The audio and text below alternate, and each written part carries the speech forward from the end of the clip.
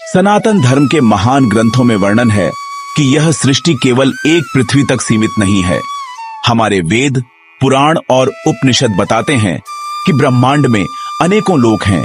पृथ्वीलोक, स्वर्गलोक, बैकुंठ धाम, ब्रह्मलोक, और इन सभी लोकों में समय की गति अलग अलग होती है।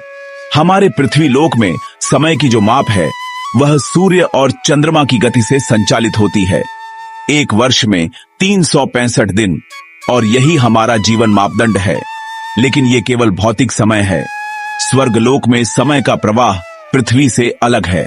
विष्णु पुराण के अनुसार स्वर्गलोक में एक दिन अर्थात एक दिव्य दिन पृथ्वी के एक वर्ष के बराबर होता है। अर्थात वहां का एक वर्ष बराबर है पृथ्वी के 360 वर्ष। अब आइए चलते हैं बैकुंठ धाम, जो भगवान विष्णु का निज धाम है। यह लोक कालातीत है। यहाँ माया का प्रभाव नहीं होता, न जन्म, न मरण और न ही समय का प्रवाह जैसा हम समझते हैं। यहाँ सनातन काल है, न अनादि न अंत। ब्रह्मलोक, जिसे सत्यलोक भी कहते हैं, वहाँ समय की गणना और भी गूढ़ है।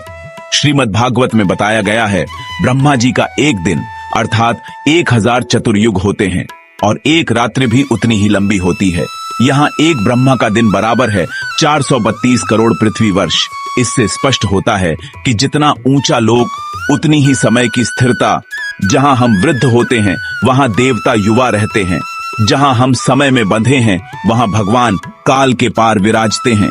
अतः हमें समझना चाहिए, समय केवल एक भौतिक अनुभूति है। सच्चा जीवन तो आत्मा का है, जो अजन्मा, अविनाशी और काल रहित है। जो समय को जान गया वह मोक्ष के मार्ग को जान गया। अगर आपको ये ब्रह्मांडीय ज्ञान अच्छा लगा हो तो चैनल को जरूर सब्सक्राइब करें और इस ज्ञान को औरों तक पहुंचाएं। हर हर महादेव।